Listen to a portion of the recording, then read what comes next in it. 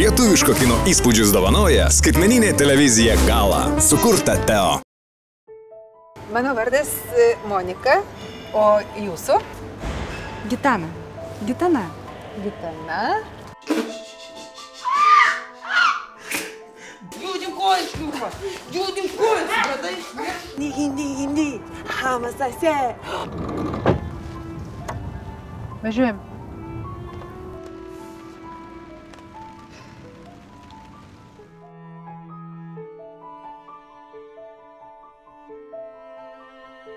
Papasako, ką nors apie Gitaną. Gitana yra prostitutė. Gitana yra kaip...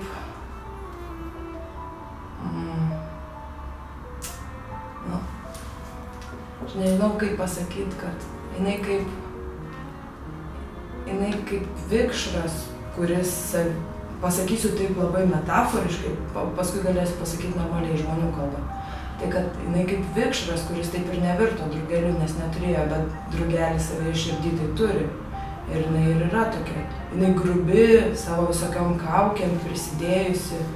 Ir tas makijažas, ir plaukai, viskas, daug svorio turi, nes jinai ant savęs užsidėjus kažkokį tai kaukės, kaip kostiumą kažkokio personažo.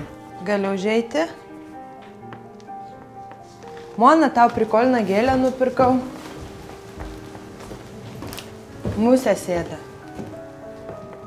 O iš tikrųjų viduj viskas yra kitaip ir nepamatysi, nesuprasi, kol jinai neatsiskleis. O iš tikrųjų labai geras ir žmogus, tiesiog, kad nesisekė ilgai. Čia Onytė. Jai 6 metai.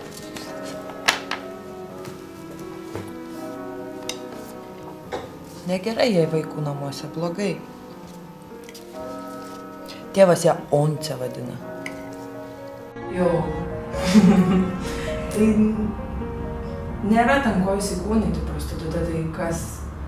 Tai tik kūnas. Va sunkiausia buvo, kad esu iš visų aktorių trupės jauniausia.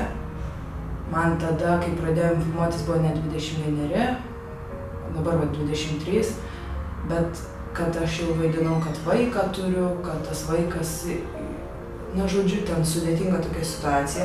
Tai galbūt tas buvo labai sudėtinga, kaip prikaupti patirtį. Ir nemanau, kad visur išėjo. Aš labai lengvai stengiausi tai daryti,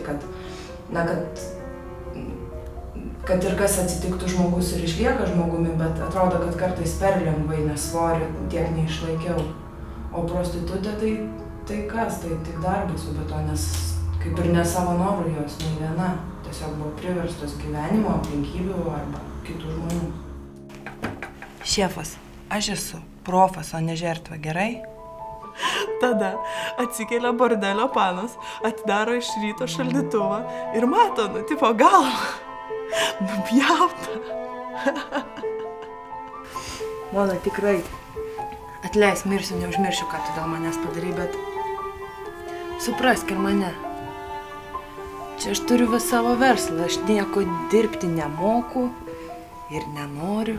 Tai mano profesija. Tai va ta scena lovoje, kuri labai intimi yra ir dar režisierius atėjęs tokį kaip ir viršų uždavinį mažyti davė, ar ten nežinau kaip įvardinti. Na, po šitos scenos visi žiūrovai turi apsiverkti salėje ir galvoti, kad tu šventoji mergelė Marija. Ir šventoji mergelė Marija. Taip, Monika, merginos irgi manęs to klausdavo, kaip tu gali tai daryti. Bet aš toks žmogus, o jie irgi žmonės, jiem irgi reikia švelnumo, visko. Yra scena, kur mano personažas Gitana moko Moniką, kaip reikia atlikti oralinį aktą. Monika, visi vyrai mėgsta, kaip bobos yra žemiau jų akių linijos. Toks apšilimas yra būtinas. Manai, mane per vėlu? Aišku, ne per vėlu, seksui niekada nėra per vėlu, ne tavo amžiaus moterims, o be to tik į partnerius jaunesnius reikėtų rinktis. Atsimenu, kad dar ir patį pirmą castingą su ta scena jau ją sakyti. Ir tada aš jau ją taip susakiau, kad atrodė, kad lyg tais tonas atrodo, kad jinai supranta, apie ką šneka, lyg nesupranta, apie ką šneka, tarp to tokio, kur neaišku, bet čia tik tai požiūrio dalykas, aišku. Svarbiausia, Mona, yra gerai įsižioti. Reikia taip įsižioti, kad lyg sakytum raidę A. A. Mona, bet nesakai raidės A, nes dėdas dar pagalvos, kad tu steni ir tau bloga, paskui dings viskas, tai kam ta visas pradžiamokslis, kaip sakant. Ir šiaip ta aikštelė atmosfera buvo tokia, vis tiek daugiausiai yra vyrai aplinkui ir kalbi kažką ir ta monologe ir yra, kaip ir pasakyti, ant vyrų pasakymai kažkokie, nu, tokie drąsesni ir tie vyrai stop, jau pasako ir tie vyrai visi taip pasirinka, ne, taip nebūna. Tada ten kažkas atsisuka iš moterų jau vyresnių, ką nebūna, būna. Ir, nu, toks eina, kad atrodo, kad visiems nesmagu, nes ir vyrai taip klauso ir taip, tipo, nežinau, o kiti jau vyresni vyrai tai tyli, tiesiog nulenkia galvas, jaunesni sako, kad ne, taip nebūna, mano žmona man taip niekada nepasakė ir niekada nepasakys. Sako, o iš viso vyresnės moteris, tai va taip juokėsi ir kiekvieną. Tai matyt, kad pakankamai ten ryškiai parašyta. Toliau. Ir taip viską darom ir įsižiojus turi būti pakankamai. Nes sukas dantų, nes plombos iškris. Žinai, koks spaudimas, trauka visa ir taip toliau. Ir mes darom viską ir taip darom. Ir taip būtinai visokius, ta prasme, kūrybos reikia į tai įdėti, nes tai vis tiek, Mona, nu kur tu nuėjai, aš tau rodau, o tu nieko nesiklausai. Patarimų iš operatoriaus labai naudingi patarimai buvo, nes vis tiek yra ta patirties toka ir kad tu nežinai, tu pristato ten tau tų lempų ir tu nežinai, į kurią žiūrė, tau atrodo, kad, nu, taigi matosi, kas čia nesimatys. Ir ateidavo ir ten vykdavo tokia sumaištis aikštelėje, nes labai daug žmonių ir Viktoras Radzevičius ateidavo ir tikėjausi, tu truputėlį pasugavo. Galvoju, nu, nes nesupranti per daug informacijos, per daug visko, nes, nu, labai trūksta patirties filmavime. Ir manau, kad Lapinskaitė irgi davė patarimų, nes jinai, man atrodo, pas ją visai dar kitaip, kadangi jinai yra ir pati kino režisierė ir ta aktorystė, tai jinai labai montuoja kadrus jau iš karto galvoje, kaip su kuo jungsis, kaip nesijungs. Ponia Monika, aš norėčiau mandagiai paklausti, ar kartais jūsų mašinoje nėra tualeto? O šiaip tai tų kuriozinių situacijų, tai tokių jau, nu, kaip ir daug. Arba, pavyzdžiui, kaip kita, kur buvo, kur reikėjo greitai taksisto, ir žiūri, kad nebėra jau iš aikštelės nieko, kas nėra kur nors nusifilmavęs kokiam mažam kadre. Ir tada pasodino režisierių taksistų ir aš jau sėdžiu tam taksi ir ten tarsi mane klientas parveža namo ir aš matau, kaip režisierius jaudinasi, tvarkosi marškinius, paskui jisai klausyk, Giedrė, man čia su cigaretė ar be cigaretės?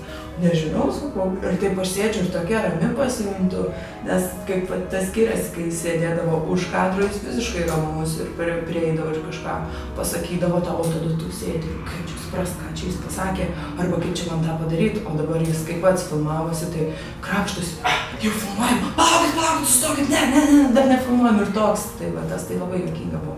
Nu, žodžiu, prydisas už oralinį, už klasik pozą stopyti set ir, nu, minus 3-5 litai už atvežimą ir už viskas. Žodžiu, lieki man skolingas. Kartais netgi ir teatre norėtųsi, kad galėtum tai padaryti, kad, pavyzdžiui, tu žinai, kad viena scena neina ir tu niekaip iš jos neišlipsi ir norėtum įkelti kitą sceną, kur tu išlipsi ir tada grįžti į tą sceną, kad tu galėtum eiti. Taip ir teatre kartais norisi daryti, tik tai, kad ten neįmanoma, o ten, sakau, kine įmanoma. Tik aišku, norėtųsi, kad kine bandymų būtų daugiau, kad, pavyzdžiui, galėtum filmuoti ir tada tu taip, nu, aš pati atsirinksiu, jums režisierių paduos, aš tada jūs atsirinkiu. Bet to nėra. Bet tai yra kinas, donorystė. Kai motina mirė, tėvas mane prižiūrėjo. Taip sakant, dulkino nuo 12 metų.